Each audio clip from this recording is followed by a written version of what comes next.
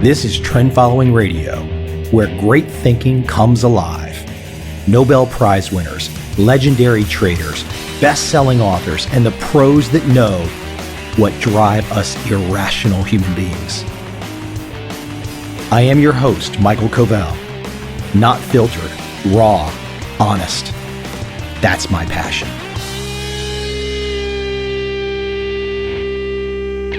Today on the show, I have Patrick Boyle of Palomar Fund Management out of London.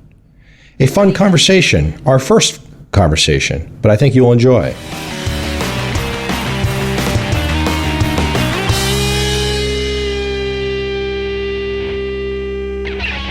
Well, listen, let me jump right in. So Dave Goodboy, mutual friend, associate, he recommended I should have you on. I did a little homework, and you're probably going to be doing more education of me today than anything. And I, from what I understand about your style, it's a directional style of trading, all systematic, all computerized, but on a much smaller time frame than perhaps the work and the styles that I've written about over the years.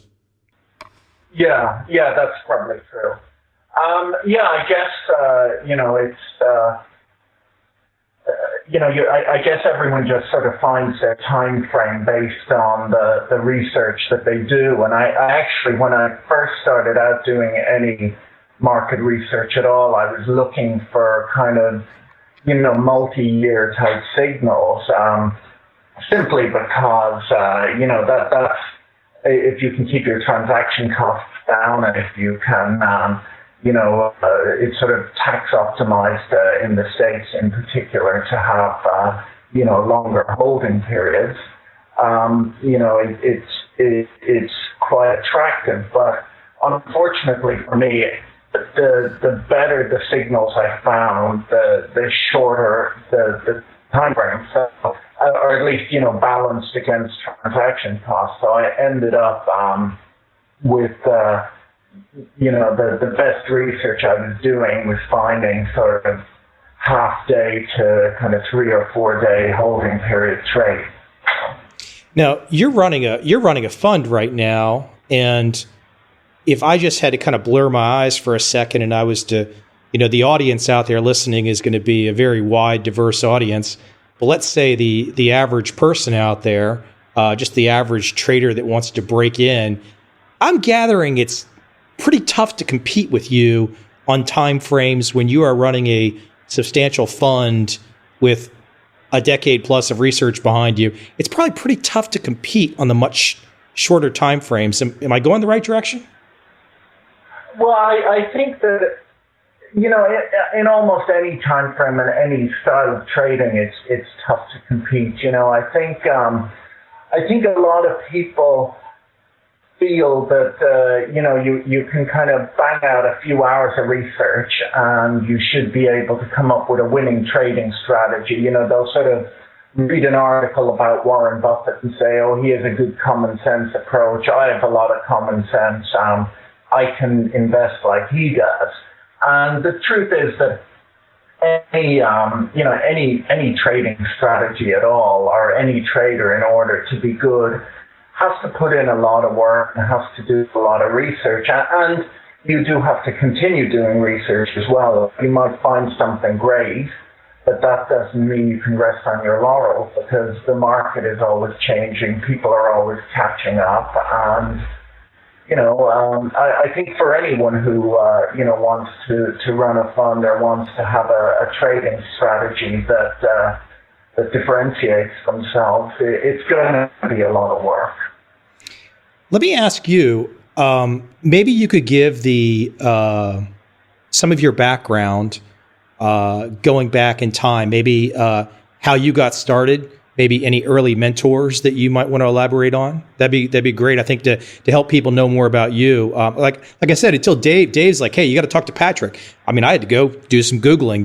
That doesn't mean I was up to speed, but so I'm very curious. So maybe if you could outline some of your background and how you came to be right now running, as a founding partner of Palomar Fund Management. Well, I'm from Ireland originally, and went to university in Ireland. But it was really, doing a business degree in Ireland, you don't actually. There's not a huge focus on the stock market simply because markets are quite small in Ireland. And, a business degree is more about sort of how to manage a business and accounting and things like that. So I graduated university and moved out to the States, and, the whole goal was really just to get out of Ireland more than anything else. And I ended up getting a job in private banking initially. And, I was very excited just to be involved in markets, to learn about markets. And, it just, I don't know, there was just something that kind of gripped me, and I just wanted to learn everything I could about the industry. And so I went out and just started buying every book I could buy by famous fund managers. And really just digging through them and taking notes and trying to work out what it is that people do. And I guess I found so many of the books so interesting that I became a little bit disappointed almost with how private banking works, because it was really just closet indexing. And so I started just really trying to model up, how a good investment might work, and really initially just a bit of work in Excel and so on. And I was very fortunate to come across Education of the Speculator, Victor Niederhoffer's book. And I found that book just really fascinating. And, was lucky to meet Victor. And we probably had a few months of conversations, and he offered me a job at his fund. And that was really how I moved from, just private wealth management, doing my own research, into short-term trading where you build and implement strategies. So listen, let me go back. So you mentioned that you had taken a job with Vic Niederhoffer, and obviously it's a name that probably draws up a lot of imagery for people. And I think it probably, for most people, it probably draws up only the negative image, but I'm wise enough to know that there has been a huge number of fund managers that have come from being mentored by Victor Niederhoffer, including Toby Crable, yourself, his brother, Monroe Trout, many people. And so I think it's kind of a double-edged story that maybe some people are not aware of. They kind of see the news and those are it is a historical reference. Everybody can go look at everything that on the negative side, but I think there is something very positive there that maybe people are not aware of. Yeah, I mean, working with Victor was, it's probably the luckiest thing that ever happened to me. I mean, I remember when I, maybe 6 months into my job there, I remember kind of, looking around the office and realizing that it was maybe a year since I'd read his book and been inspired by it, and how amazing it was that I was now in that office and, working with that guy and learning from him. And Victor really is, Victor is a genius. I mean, he does amazing work. He's creative. I don't know if you've read any of, years ago he used to write articles on Microsoft Money Central. Mm-hmm. I remember the column. He could, he would look at a problem and come up with an interesting way of analyzing it that, really kind of cut to the bone, that was smart and that was good. At one point, shortly after the Enron meltdown, Victor kind of, we were chatting in the office and he was saying, well, how could you tell if a company had fraudulent accounting? There had been maybe Enron, WorldCom, a couple of other accounting scandals at the time. And Victor said, well, one of the things you would do is if you had fake accounting, you would never want to pay tax on that fake P&L, because, no one's going to do that. And so he said, well, let's sit down and analyze earnings to cash taxes paid. Now, when he did this analysis and wrote the column, hundreds of accountants wrote in and said, no, you don't understand anything. There's taxes don't in any way relate to actual earnings and so on. But the study worked quite well. Like the research was good, and I guess the thing that was cool about it was it was quantitative. It was smart. It also was a way of Vic is a quantitative analyst, but he kind of was able to take a quantitative angle on an accounting style of analysis. And Victor would come up with ideas like this every couple of days, like he just was a font of ideas for research. On top of that, Victor is just a ridiculously hardworking guy.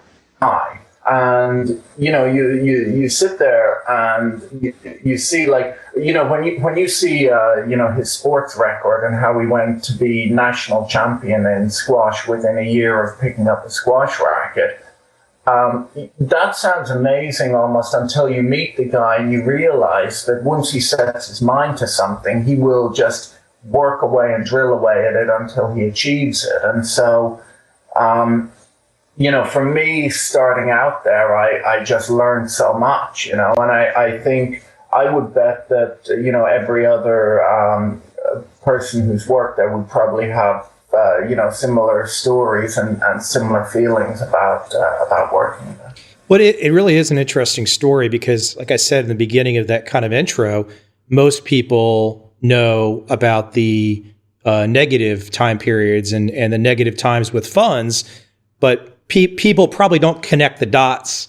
And I only know a little bit, so that's why I'm asking you. But people probably don't connect the dots. And in many ways, I've spent a lot of time. I wrote a book on the quote turtles. In many ways, yeah. It's very turtle-esque.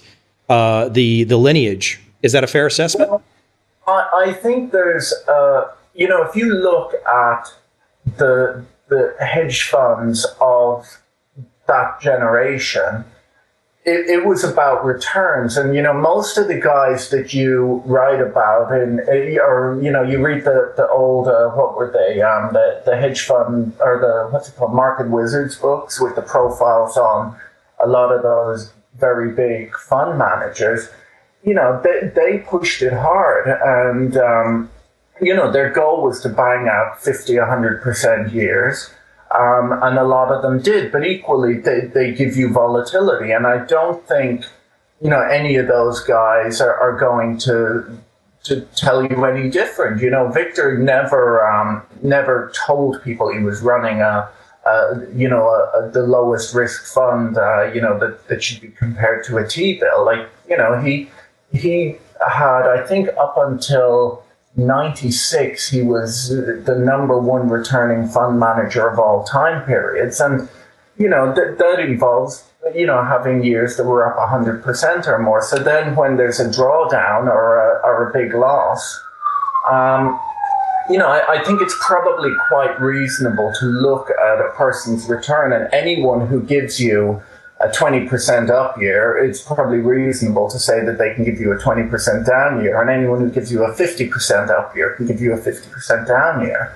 And, even a little while ago, I was looking at, I don't know, I came across a time series of hedge fund returns. And what's his name? Bill Dunn has a phenomenal track record.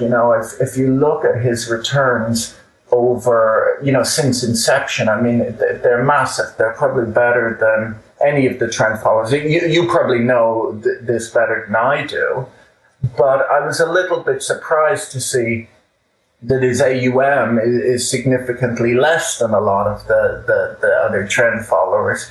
And to some extent, I think it's just because he runs a much more volatile strategy, which I think he's probably quite happy to do. He has, had phenomenal returns and made himself and his investors quite wealthy based upon that. But, well, you make a good point, because I think it's one of the reasons that if you look at Bill Dunn's success in the trend following world and taking some very steep drawdowns and delivering some nice returns since 1974, it's a pretty lengthy track record. But you look at a guy like David Harding, who for the last couple of years has owned London. David basically said, "Hey, let's drop the return down, let's drop the volatility down, and then let's get the assets under management huge," and that happened. Yeah, because you can pitch a strategy like that to the huge endowment funds, pension funds, and whatever, and and it's really it's about what people want, and even there's that thing where if most investors are going to some extent try and vol balance their portfolios, and a fund that has massive vol, they might be interested in investing, but they'll put considerably less in that fund than in the lower vol funds. So let me ask.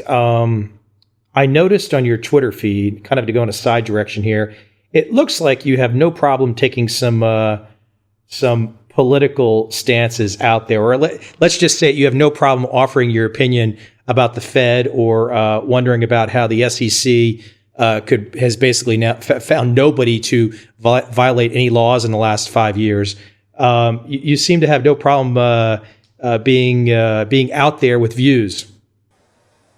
Oddly enough, I wouldn't have thought I would be that out there with views, but I guess I have a fairly libertarian point of view, and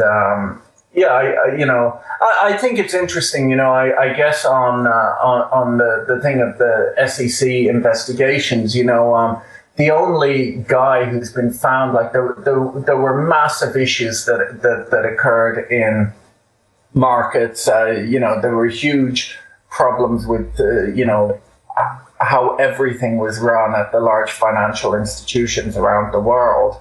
And the one guy that was found guilty is like a junior salesman at Goldman Sachs, what's his name, Fabrice Touret. And it just amazes me, like, that you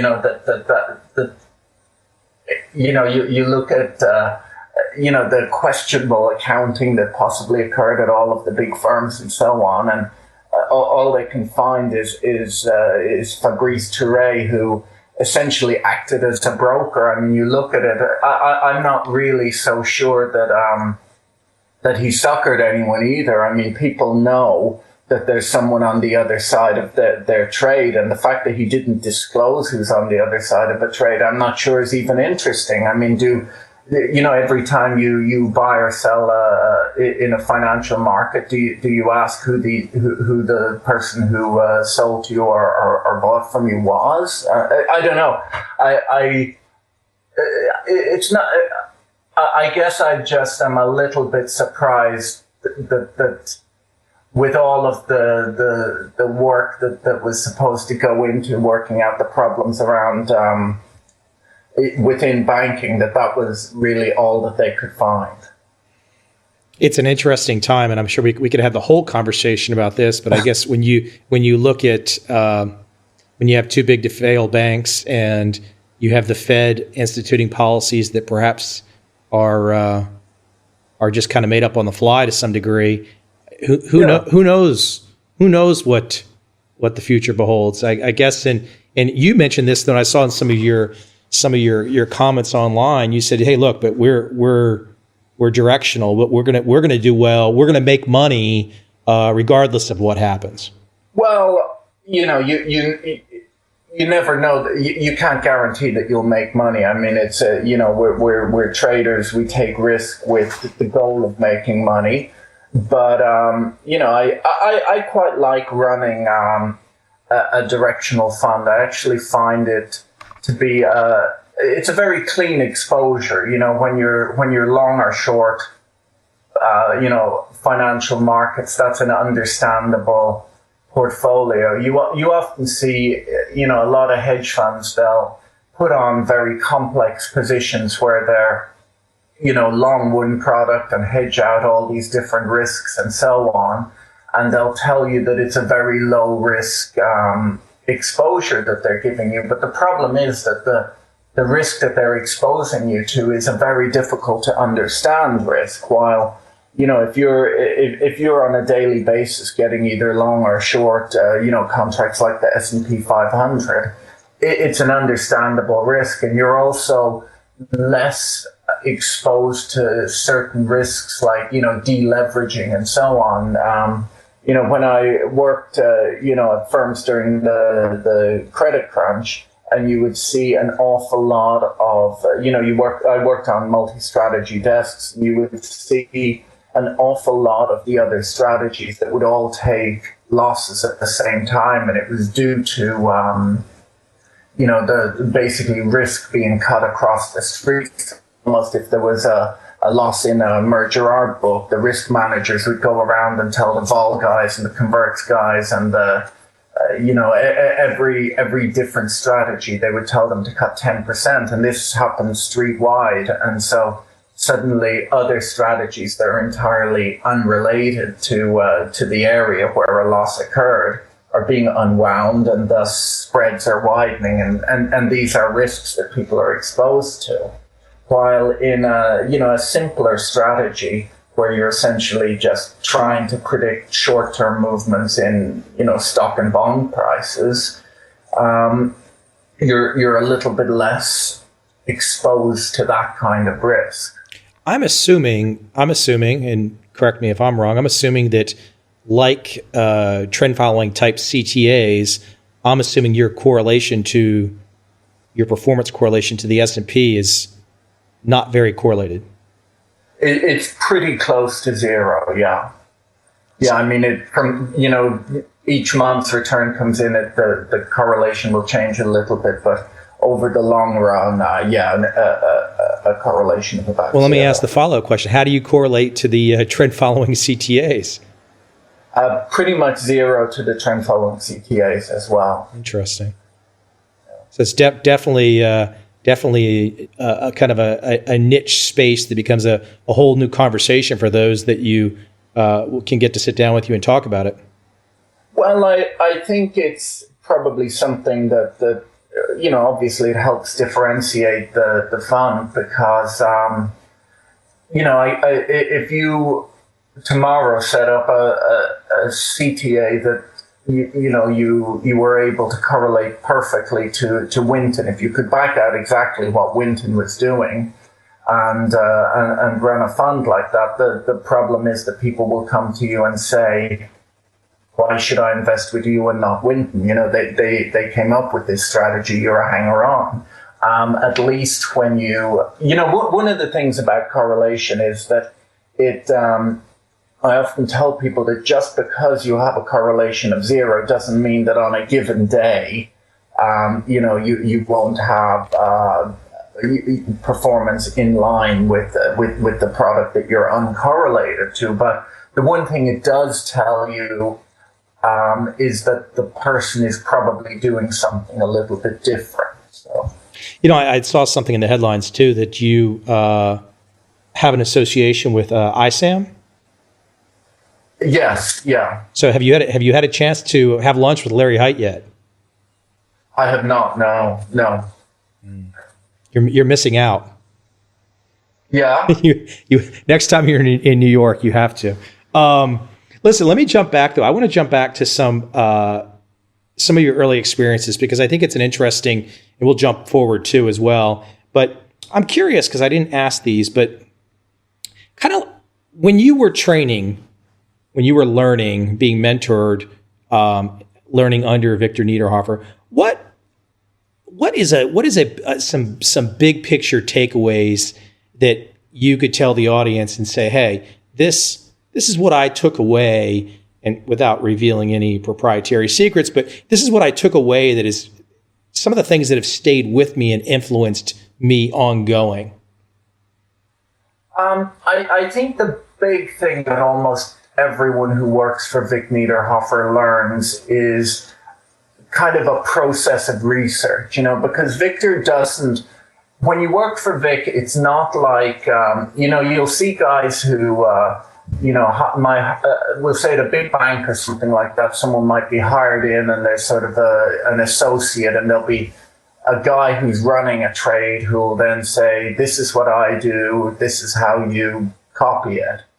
That's not how Victor works at all. Victor brings people in and he wants them to do their own research. And, I'm sure you've read many stories, he doesn't really allow much conversation in the office.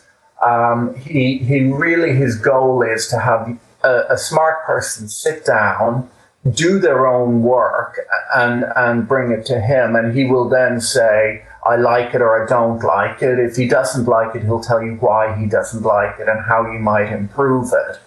But, he doesn't, there's no point in Victor just training you to do exactly what he does and, having a dozen guys in the office doing the same thing. So, in order for Victor to get value out of bringing on an employee, he has to really feel that they will go in their own directions and come back with something of use. So that's really what you learn from Victor. He's a very, very, very smart guy, phenomenal with statistics. I remember at one point when I first was working with Victor and we had, a row of numbers, related to market returns. And Victor kind of said to me, what's the standard error of that series of numbers? And I said, well, let me sit down in Excel and do it. And Victor could tell you just off the top of his head what the standard error of, a row of numbers is. And he's extremely mathematically competent like that and just has a strong and intuitive understanding of statistics. And, when you work for Victor, he drives you hard. He, from time to time, it was almost a bit of a joke in the office. If you were in the car with Victor, Victor would kind of 2 seconds into a drive anywhere say to you, what are you working on? And you had to be working on a few things and they had to be smart. And, he drove people very hard, but to their betterment, if you look at the list of guys who left there, I don't think there would be, I would be amazed if anyone worked there and didn't feel that they learned an awful lot. Let me, I had a chance years back to spend an afternoon with Toby Crable down somewhere in the Caribbean, and so we mentioned Monroe Trout, and you got Roy Niederhoffer. And we've talked about correlations to your correlations to the S&P, your correlations to the trend following traders. What about guys that have come out of Victor's shop? Are you guys doing something similar from a correlation standpoint? I mean, in terms of correlation, or is, and you mentioned independent research there, but how have the different programs shaked out over time? That's even what's interesting is I think if you look at those strategies, I think Trout and Crable possibly worked there at the same time, or if not, very, very close to each other. And I don't believe their two funds are very correlated to each other. And I'm not really correlated to Toby Crable's returns. Mm-hmm. And I think, I think that that's kind of a cool thing, because almost one of the problems with the big CTAs is how correlated they are to each other. And so it comes down to, really how are you going to pick, we'll say, between Winton and Aspect? They're probably 90% correlated to each other.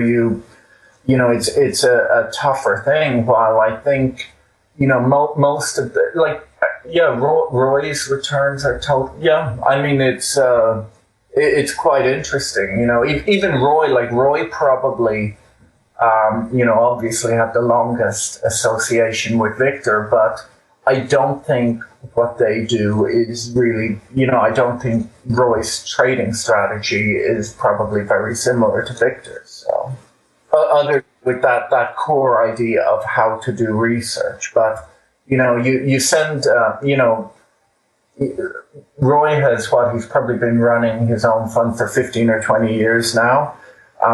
His research will have just gone down its own avenues, and Victor's will have gone down its in its own direction, and people end up with quite different strategies. I guess there is a commonality, though, from the quantitative standpoint, right? Yes, yeah. That's really the most exciting thing when I first read. I had read numerous books of famous fund managers, and the most exciting idea that came from Education of a Speculator is that if you have an idea, test it, and Victor is kind of well known for railing against technical analysts. And many people would then say, well, how is quantitative analysis different than technical analysis? Like, you're looking at a market move saying it's predictive of another. But I guess what Victor really is railing against is sort of the intellectual laziness associated with buying a book that says, a book that was printed 50 years ago that says when this pattern occurs in the market, you should buy, and they just kind of sit there and watch their screen until that pattern comes up and buy. And, his argument is that's all very nice, but why don't you sit down and test it and see how it works and how often it's worked and what the risk associated with that trade is. And, I have that same argument in my world too, because I find in this technical analysis world, I guess I would say, okay, trend following falls under technical analysis. And I've always said it's kind of a reactive form of technical analysis, meaning you're reacting to movements, and it's very quantitative versus what you're describing correctly, which is, a book that was written 50 years ago and says this guy named Gann has this crazy pattern, and when you see it happen, then this is going to happen tomorrow. And what's really sad to me is that there is a whole collection. Well, frankly, I think the CMT, and they're probably going to never talk to me again. But this CMT acronym, they allow a lot of this hocus pocus under that umbrella, and I really wish they wouldn't. I wish they would kind of say enough is enough, and no more of this funky stuff on here. Let's keep it all on the quant side. But there's just a huge appetite for the hocus pocus still. Yeah, it's the thing is, I guess, that a lot of people find it very difficult to test these given signals, and there's almost there is a bit of a get-rich-quick scheme thing in markets, where people will write a book and just say, if you follow these three, it's like a weight loss book only for the markets. If you follow these three great rules, you'll make a fortune. And, early on in EdSpec, Victor says, for the $20 that this book costs, I will not be revealing all of my trading strategies. And anyone who tells you they will do that would be nuts. You can't expect that from a book. And actually, I feel he revealed all sorts of interesting ideas around how to approach markets. But no one is reasonably going to sort of, tell you the details of how to, how to make money. It's not. It's a foolish expectation to have when you buy a book like that. Mm. Yeah. No. I. It's funny. I think back to when I did my first book, and people can accuse me of all kinds of things, but I said one of the unique things I wanted to do is put the track records of so many public trend following traders in the appendix, because there it is in black and white, the up and down nature of it all. And you could say, well, can I live with this or can I not live with it? And all I was attempting to do was to explain how those track records came to be. And the funny thing is I just wanted to call the book Trend Following. And the publishers, and this was my first book, and I didn't really have much leverage, but they were insistent that there had to be the word millions in the subtitle. That the word millions had to be included in the subtitle, or and I had no argument at the time to get them to stop. I had no leverage. But interesting side note. So, listen, let me get you to talk about where you're at today and the firm today. When did you launch Palomar Fund Management? We launched it in October 2012, so we're we've 11 months of live returns now, and soon to be a year old. But now your time in the industry before that, we're talking well over a decade. Yeah. I guess I started working for Victor back in 2001, and I started working in finance in, when was it, 1997, I guess. So yeah, I've been in the industry quite a while. So I think, and maybe this is a good kind of like ending point, but I think a lot of people are curious because, there's going to be a certain segment of the audience out there that says, gosh, I want to do what Patrick's doing. I want to run my own fund. Now, I know there is no short answer, and it's an iterative process that's been building in your life for, as you've mentioned, for a long time. Lots of little steps on top of little steps, and it just builds and builds and builds, and you get to the point where you are at a point in your life where you can launch a fund. However, for those people out there that maybe you're saying, hey, that's my dream, or that's my goal, or I want to do that, what would be some of the foundational pieces of advice that you might give to the budding fund manager out there, regardless of style of trading? Foundational piece of advice. I mean, really, I actually just think it's all about, kind of hard and consistent work. That's kind of probably a boring answer. But, there's the kind of the Malcolm Gladwell, what was that book he wrote? Where he argued that in order to be an expert at something, it takes about 10,000 hours. And I think there are many people who I think are totally capable of running their own fund, but I think you just have to really do, work away on your research, come up with good ideas, just constant, I think actually one of the things I think that successful traders have in common is a certain amount of creativity, because you always do have to come up with new ideas. If you're going to just try and copy what someone else does, when you're on your own a few years later and things aren't going well, you just won't know what to do because that guy isn't there to copy.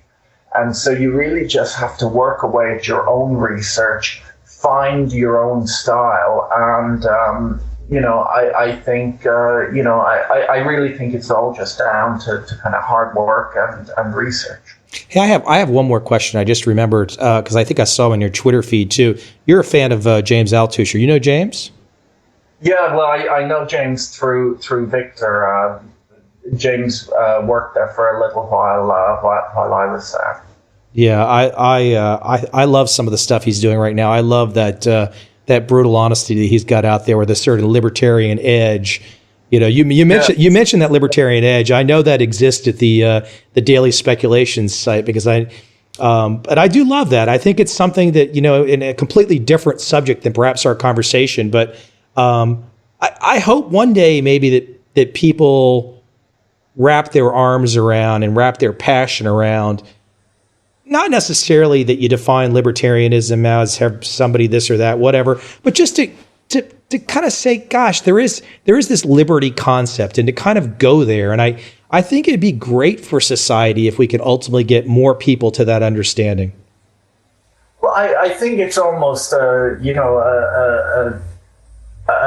symptom of a modernizing society is that they people have greater freedom. Like if you look at the parts of the world where people are in the most misery, it's often in situations where their liberty is stripped from them by either government influence, social influences, or religious influences. And I think there is a lot to be said for the idea that if someone is doing something that doesn't harm anyone, and if you don't necessarily like the idea of it, it's largely none of your business as long as it's not harming you.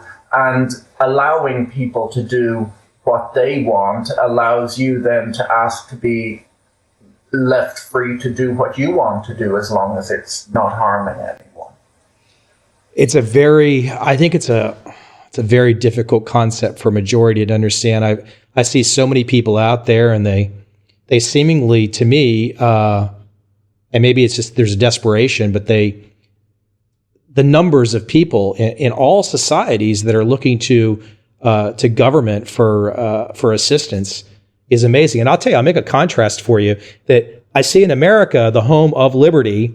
I see it's seemingly to me more people looking for the assistance and the help and maybe the father government, whereas right now I'm in a communist country where it seems like on every 10 feet it's somebody running a business. Even if she's just cooking something on the sidewalk, selling to customers. So there's a certain commerce thread running in this very communist country that I'm in. It's terribly interesting to look at all the societies right now when it comes to liberty. Yeah. I mean, it's I think Jim Rogers has a number of years ago said that although China, and this was kind of pre-China boom, he said that China was probably the most capitalistic nation he had been to at the time. That was probably 10 or 15 years ago he was saying that.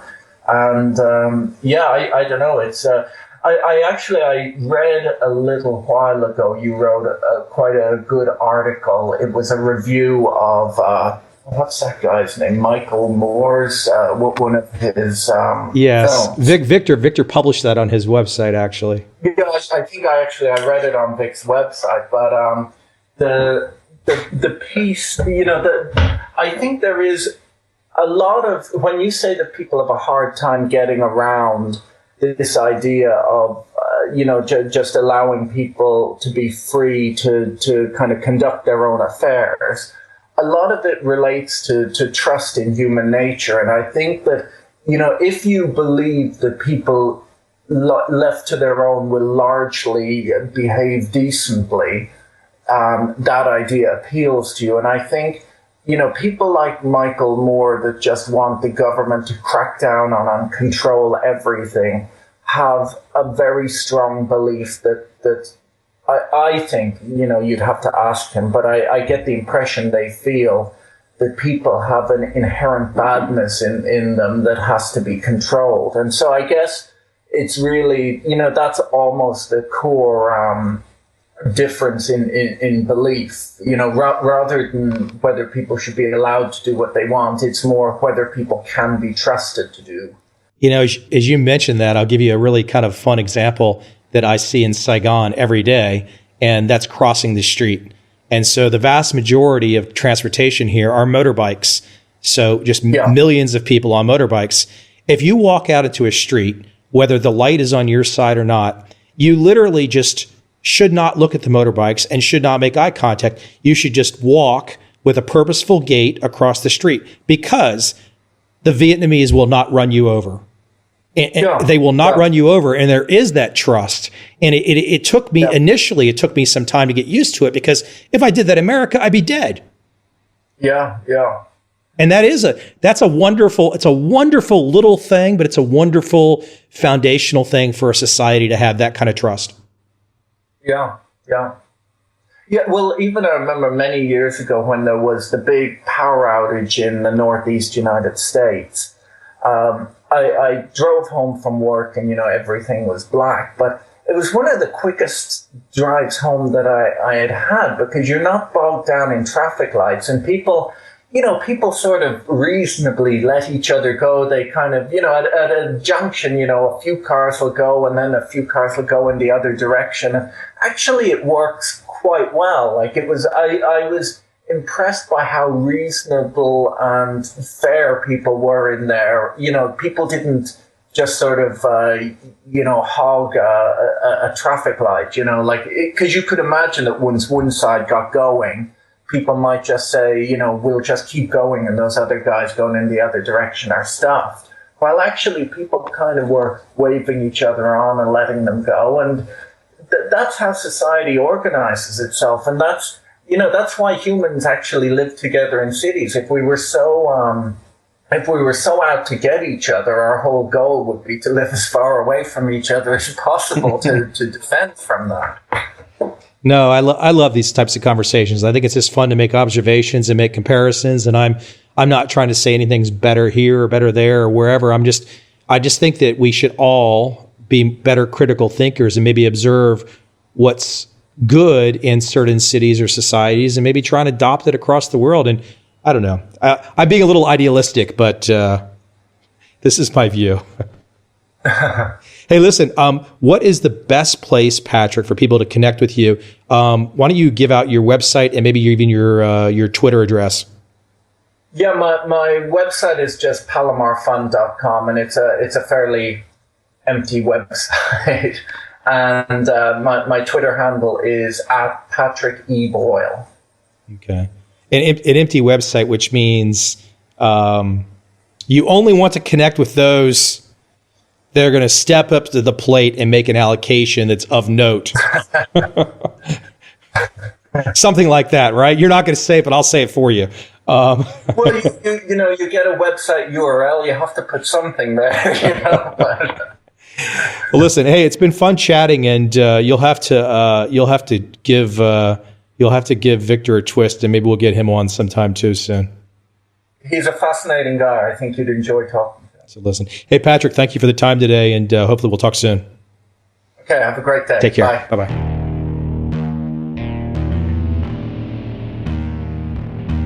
I see a time when those awake will understand how to make money in up, down, and surprise markets.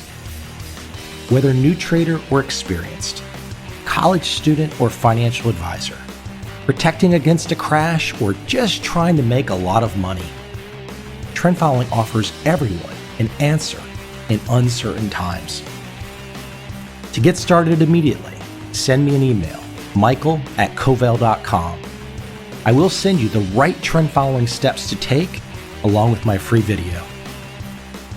But if you want to buy and hold, trust the government and trust Wall Street, this is absolutely not for you.